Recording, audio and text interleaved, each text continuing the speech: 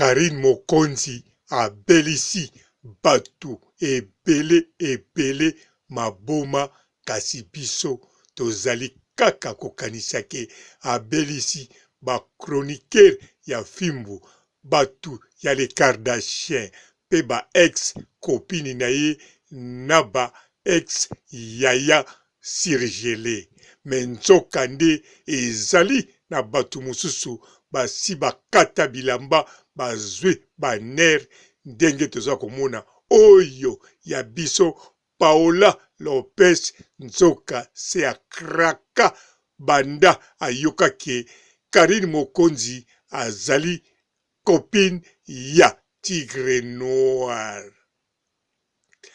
Mbote ba papa ba mama bandeko, mbote ba rando na ba randonnette, mbote batoyo balingaka rando na ba oyo balingaka rando te, mbote ba jeune garçon na ba jeune fille, mbote bana mike na ba bebe, mbote ba Sainte Anoirite, Sainte Thérèse, Sainte Ingrid Kabongo. Bandeko na kanisa mingi leloyo bakomi koyeba yango malembe. Nzoka Paola Lopez akraka Tigre Noir banda kala biso toyebaki te. Banda ayebaki ke azali ya Karine Mokonzi abelaki liboma. Foto oyo bozomona ya juin pa na ye ezali ya juin te, ezali foto ya kala. Ezali foto oyo si bapubliaki yango deja na mars, bapubliaki yango deja ye pe atia yango kote ya page na ye babomba elongi na nzoto ya Tigre Noir. Batiakaka ye alalela Tigre Noir na lipeka. Bongo tala ba commentaire ye esengwa ndenge wana ezalaka te. Me soki asalaki bongo pamba te azalaki ya kokrake ayebaki deja ki Tigre Noir azali na Karine Mokonzi. Yango asalaki geste wana.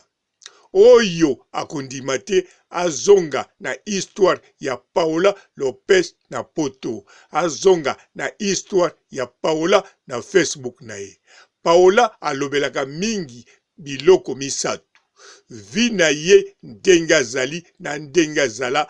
Donc vi na ye mobimba wana oyo ya komikumisa ye ndenge azali. Sima nango alobelaka mingi ndaku neo ya poto. Sima nango alobelaka mobali. Alors tango alobelaka ndaku na kanisa eza mbala liboso te alakisi ndaku. Ndaku alakisa mbala na mbala. Alors tango alobelaka vi na ye oyo abikumisaka alobelaka ba histoire na ye. Azala na terrasse, azala vi boye, na kasavubu ye boye, ayebani boye, aza na ba relation boye, aza mwasi boye, ayebani na ba musicien boye, ye bazwake boye.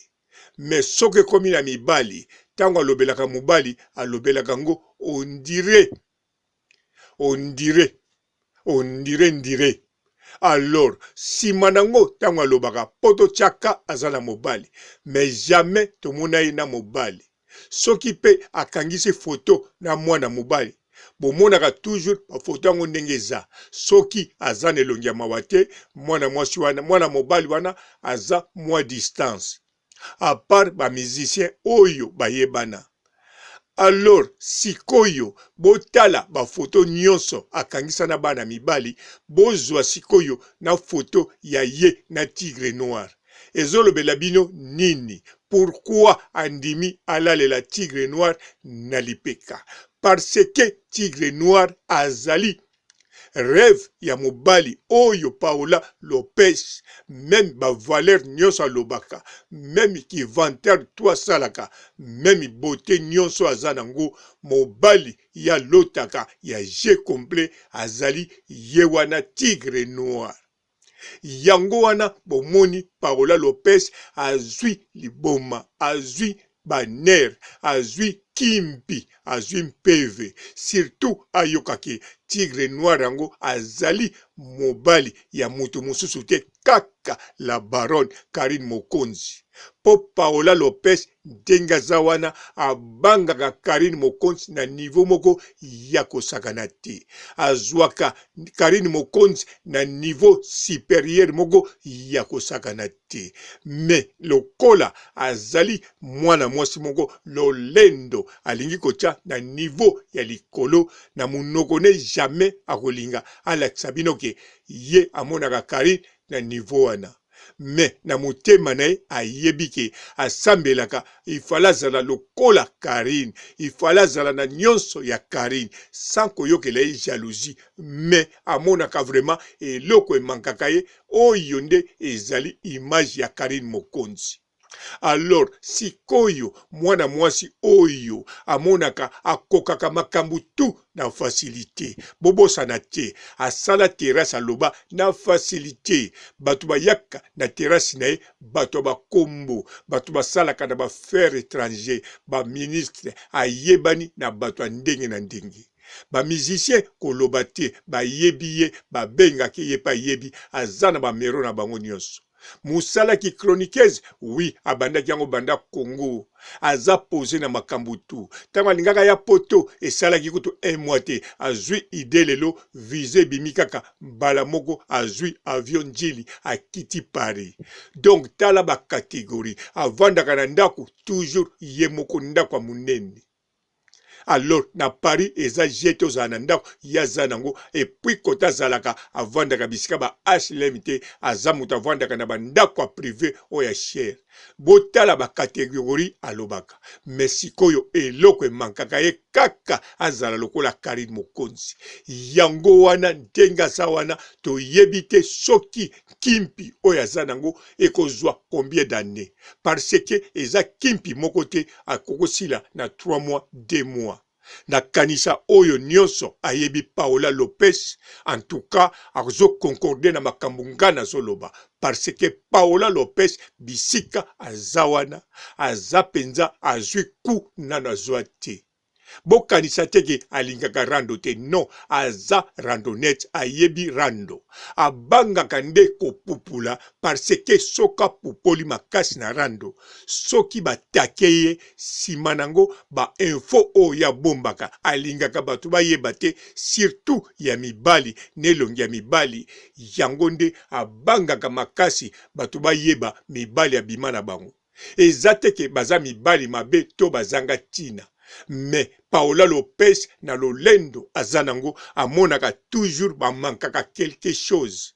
Yango wana mobali ya Karine Mokonzi tigre noir aza je complet. Lokola tigre noir aza rêve ya mobali o ya lingaka. Aza rêve ya basi ebele. Aza rêve ya ba fi oyo baza même na posa kokende Vatican mais soki ba moni tigre noir ba tiki ki maser ba zongi normal. Aza sorte catégorie mibali oyo yo même mwana mwasi alobaki faut garder ki vierge na tina 40 ans mais soka moni tigre noir ayebisi mama ngana lingi nanga na banda makambo wana.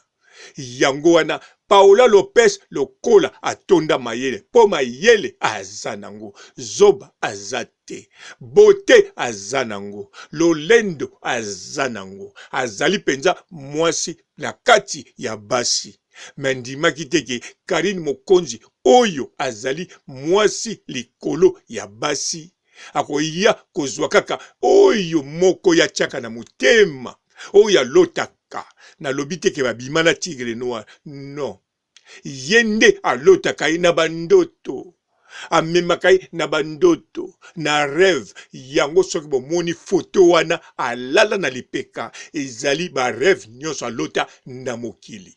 Alors sikoyo Karine Mokonzi la baronne oyo moko yo aye kobotola ye eloko moko oyo emakaka ye po azala likolo mpe avandela mokili yango wana aza kolota bongo. Bien sûr Karine Mokonzi abotoli ye te, mais Karine Mokonzi aza na ye lokola lota ke deja bandakala amonaka neti mutu abwakaki liputa na kiti ya taxi to ya fula parce que eza deja place na ye ntango akokota avandi.